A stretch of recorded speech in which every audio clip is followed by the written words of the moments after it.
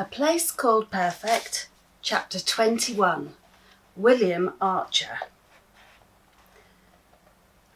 Boy looked at Violet as if she had 10 heads. He grabbed her sleeve and gestured towards the door. "And you are?" the man continued. Violet Brown," she stuttered, "and this is my friend, Boy." William Archer was a tall man, though not as tall as George. He was also a wide man, though not as wide as Edward, and this combination meant he was completely in proportion. He was unkempt, dirty, and looked like he'd spent 1,000 years in his clothes. His hair was long and streaked with tones of grey. His beard was long too, and he wore both beard and hair wrapped like a scarf around his neck. His face was kind, but his eyes were unsettling. It was almost impossible not to stare at them. One was dark, almost black, while the other was a cold blue like an icy winter's morning.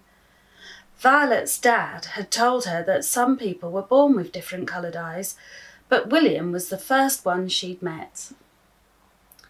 A cluttered table stood by the front window, and William cleared it before gesturing for them both to sit down. Violet sat on one side and Boy on the other. A net curtain hanging in the window was stiff with dirt, and a murky brown light trickled through it across the beaten wooden table. Rusted springs, a cracked magnifying glass, and lots of small parcels, wrapped in brown newspaper, were piled up under the chipped, white-painted windowsill.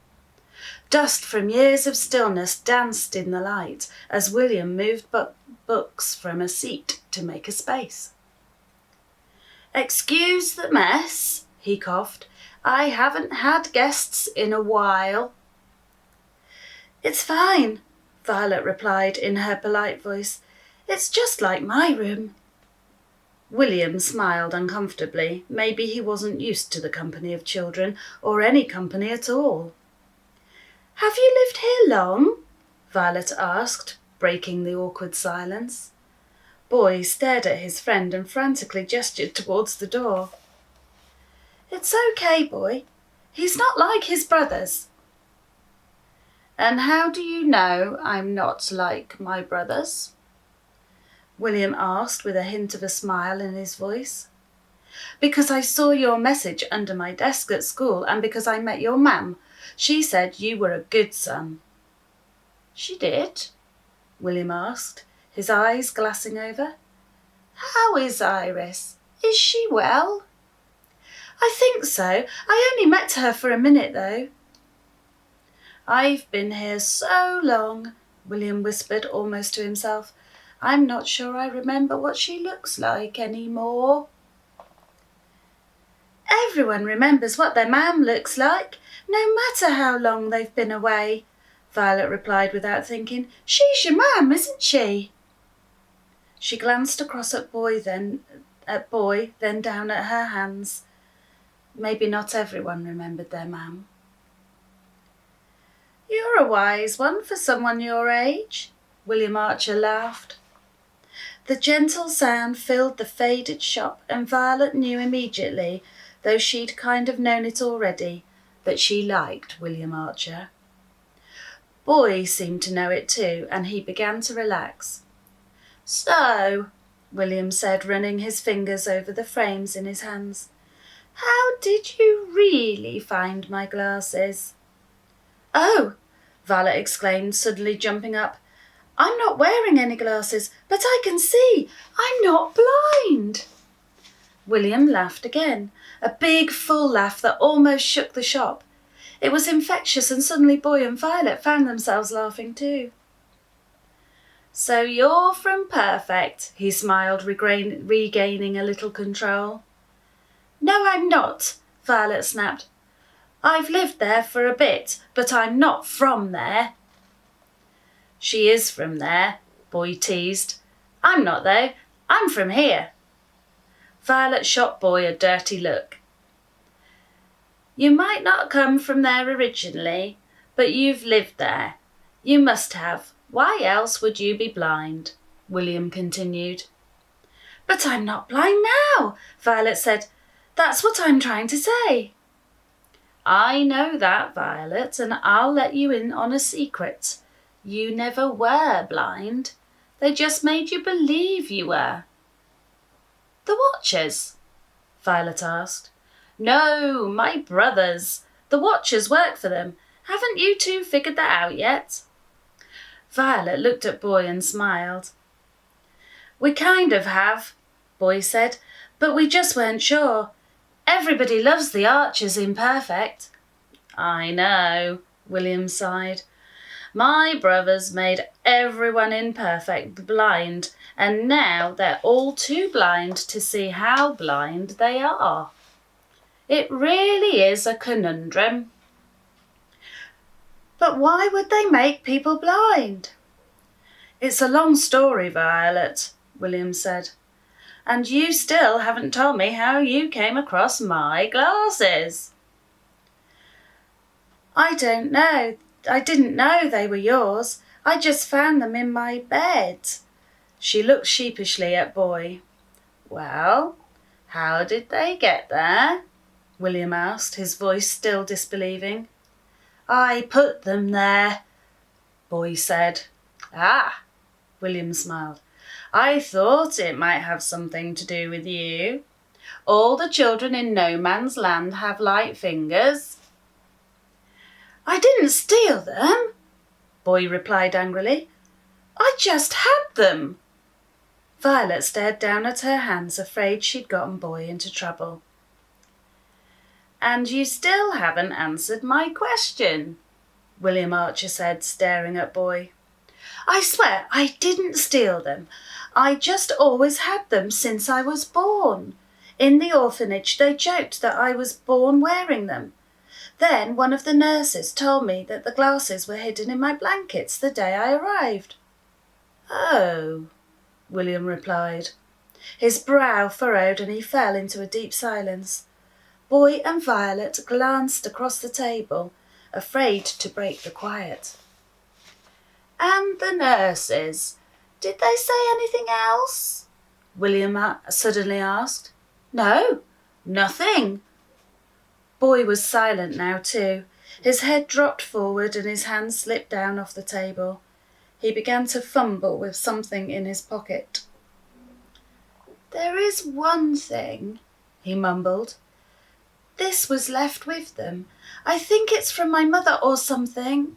He pulled out a piece of paper from his pocket and unfolded it. Catching the look of surprise on Violet's face, he blushed a rosy red as he passed the note to William.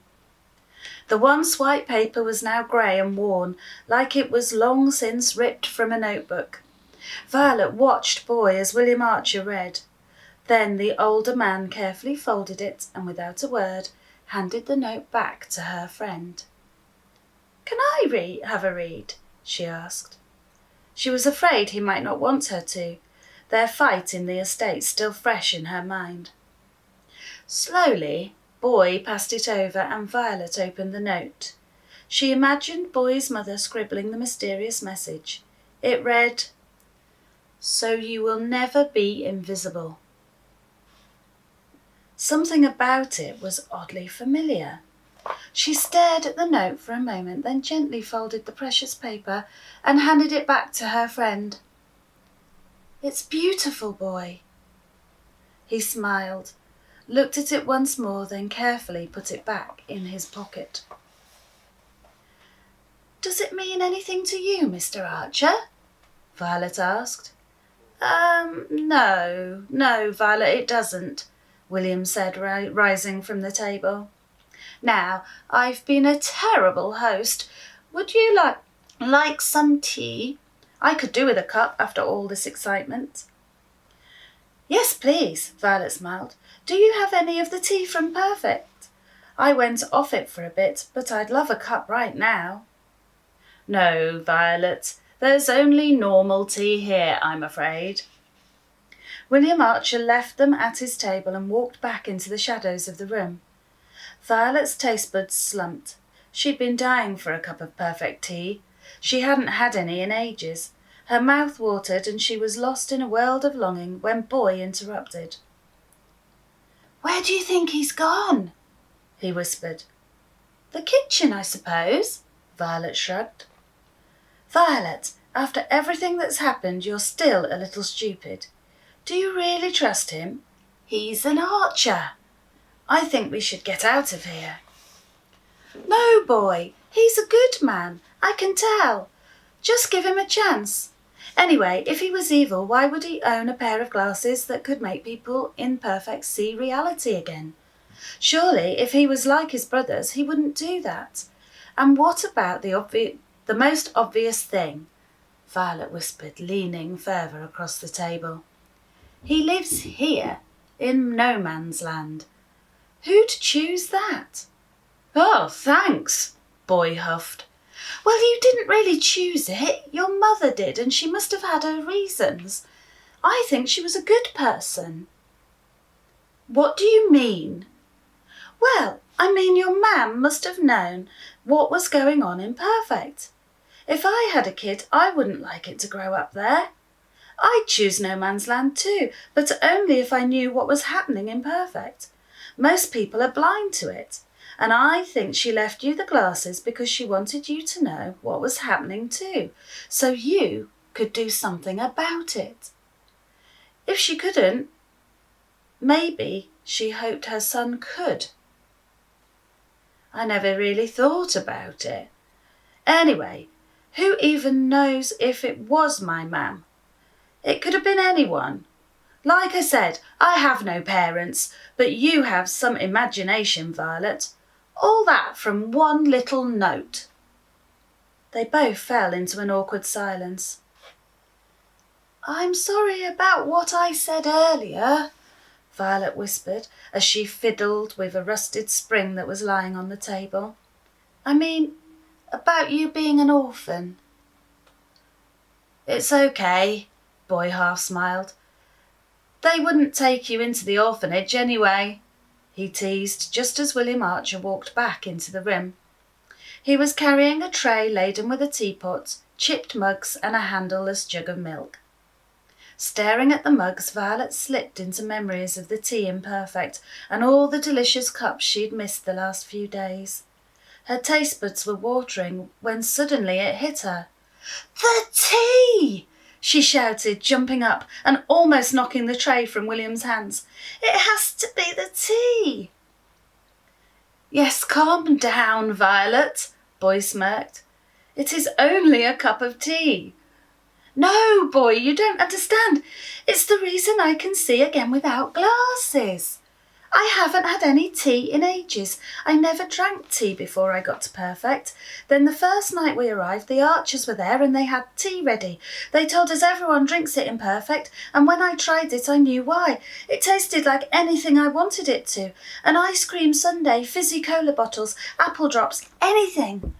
I had 2 cups that night, so did Mum and Dad, and the next day we were all blind. I never thought. I mean, everybody drinks it. Even in school we have tea breaks all the time. It was only after I met Iris the other day. She said something to me in her house about not drinking it. So I didn't have any that night at home, and I haven't had any since. Now I can see again. It can't be by accident. My brothers must have gotten better, William sighed, setting down the tray. In my time, they were using drops. They prescribed them to everyone for all sorts of eye ailments. It didn't matter what. They even poured them into people's drinks when they weren't looking.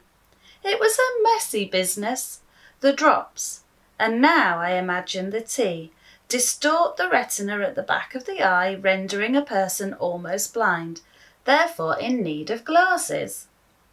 The glasses my brothers give you, when you come to them looking for help, counteract this distortion, but that's not all they do. They're called BR glasses, and they're very clever. They make you see whatever my brothers want you to see, and anything they don't becomes invisible. They also have an earpiece that filters out any sounds that they don't want you to hear. Genius, really. What's BR stand for? Boy asked. Oh, excuse me, William said. It's the scientist in me. BR stands for bended reality. That's what the glasses do. They're programmed so that the wearer's reality is controlled by my brothers, and they only experience the things my brothers want them to. Of course, the hearing only works when a person is wearing their glasses. I presume that's still the case. It's a flaw Ed and George could never get around. Yes, Violet nodded. Whenever my glasses fell off, I could hear Boy. I kind of thought I was going mad. We think that's why there's a curfew in Perfect, so the people don't hear the No Man's Landers at night. So nobody in Perfect can see or hear me, or any of us in No Man's Land, Boy added, now red-faced with anger, because the Archers don't want them to. Precisely, William said. Now you're getting it. Why didn't you stop them? Violet asked. Well, at first I tried and I had some support, William began. You see, in the beginning it took a while for people to change. The drops weren't efficient enough, and so those who weren't changing noticed what was going on and tried to do something about it. Soon, though, most people succumbed to the effects. The town appeared perfect to them and they stopped listening. Then the Watchers came on board. Edward hired them straight out of prison. They were paid to keep the remaining rebels in check. Later, my brothers decided they didn't want people who disagreed with their ideas of perfection living in Perfect at all. They walled in part of the town, now called No Man's Land, and threw all of us in here. They got the Watchers to make certain we stayed put by whatever means necessary, he finished angrily. A silence filled the shop as William Archer gathered his emotions. The strain of the memories was written on his face. I didn't give up, he continued at last. I set up my workshop so I could start work on my own glasses, ones that would show people of Perfect the reality they were living in, he said, picking up the wooden frames from the table. You said the last time you saw those glasses, your brothers had them, Boy asked. William looked at the box in his hands. Yes, he nodded. I believe that my mother and Macula had gone under the effects of Perfect. They hadn't turned up in No Man's Land, you see, so I snuck into town with the glasses. I was hoping that if they could just put them on, they'd know I hadn't left, and I hadn't gone away. But I never reached them. One of the Watchers caught me and brought me to Edward and George, who took the glasses. I was beaten alive that day. An awkwardness settled over them, and Violet rattled her brains for something to say to ease the tension of William's memories. Who's Macula? She asked. Just someone I once knew. William moved his hands in front of his face to shield his tears, and Violet wished she hadn't tried to change the subject. Quickly he wiped his cheeks and began to pour the tea. But how did I get the glasses? Boy asked quietly. William and Violet looked at him, and the group fell into silence. I think I know, Violet said, sitting forward, her imagination on overtime. I bet your mam worked for the Archers, and she probably eavesdropped and knew what was happening. Then maybe she found the glasses in the shop and tried them on. Maybe she was scared and she loved you so much that she saved you and put the glasses in your blanket, so one day you could save her too. When you were older, of course, a baby wouldn't be able to save anyone. Boy looked uncertainly at William. It's plausible. They did have different ladies cleaning the shop over the years, Boy. It is highly possible someone found out about their plot. William nodded, handing him a cup. I'm okay for tea, thanks, Boy said. It's safe, William smiled. I'm not like them. I'll never be like them. His tone was firm and Boy accepted the cup. Violet looked at her friend, then took the first sip. And that's the end of chapter 21.